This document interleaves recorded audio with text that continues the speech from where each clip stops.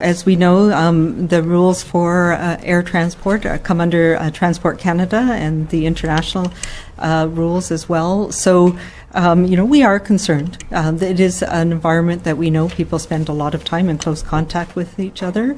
There are measures in place on airlines, including the way that the circulation of air happens. Certainly it is incredibly important to be wearing a mask, but we also feel that physical distancing is an important part of that as well. I know that Transport Canada will be working in the airlines to make sure that everybody is safe, but I think the other really, really important thing that we need to remember is you should not be traveling if you are ill. And we need to have screening processes in place that identify people before they get on board an aircraft, and that's what keeps other people safe as well.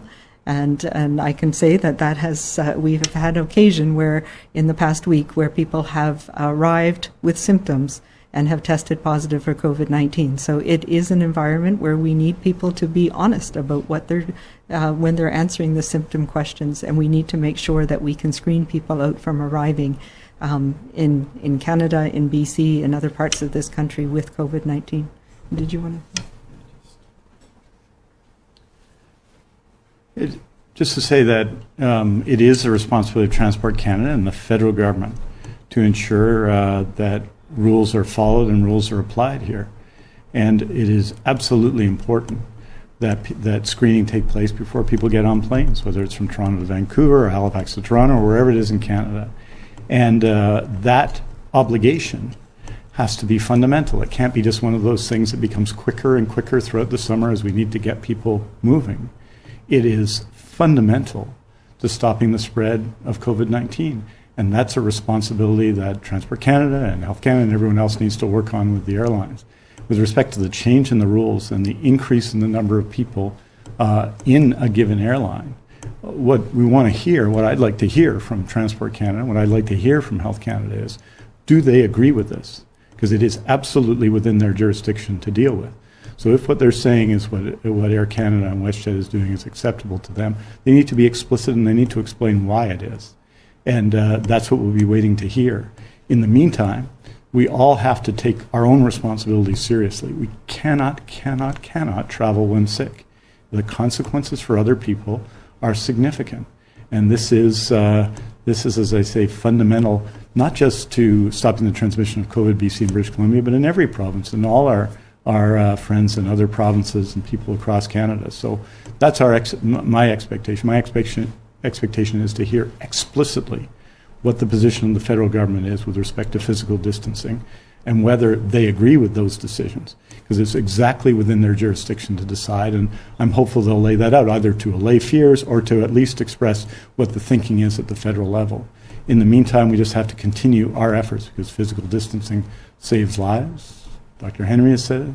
I've said it many times. Medical health officers said it. We know it's true, and we saw it in the results. We saw it in the federal modeling today that was presented in Ottawa. And so that has to, I think, continue to be our focus in the coming weeks and months.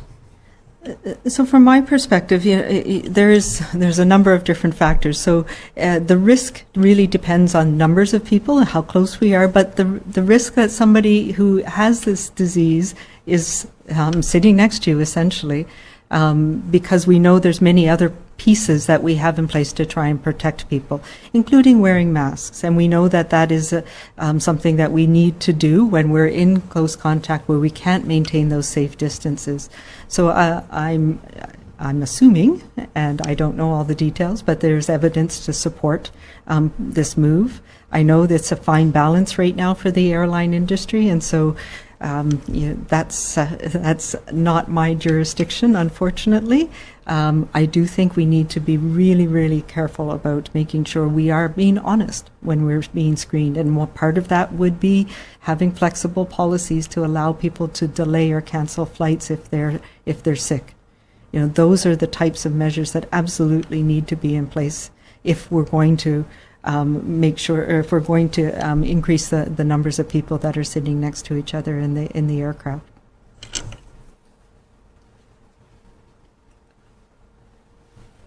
Yes, I will be talking to federal counterparts about this question. I will be asking what I expect them to show, which is if there's evidence to show that this is safe or that the risks are acceptable. It's important to show that evidence. And it's important to also show, if you're Air Canada and WestJet, through all your other actions, your determination to stop the spread of COVID-19. You can't just talk about this in terms of its economic value to the airlines, although that's very important in our country. The safety of passengers and the safety of all people of BC, of Canada, and in BC in particular for us, is very important. So my expectation would be to hear from all of them as to how this decision was determined at the federal level and what the evidence is that says that in this case, a reduction of physical distancing is acceptable. And remember, yes, it can be of value to wear masks, but that's only when there are no alternatives to physical distancing. And that masks do have a utility in that sense, but they're not an alternative to physical distancing.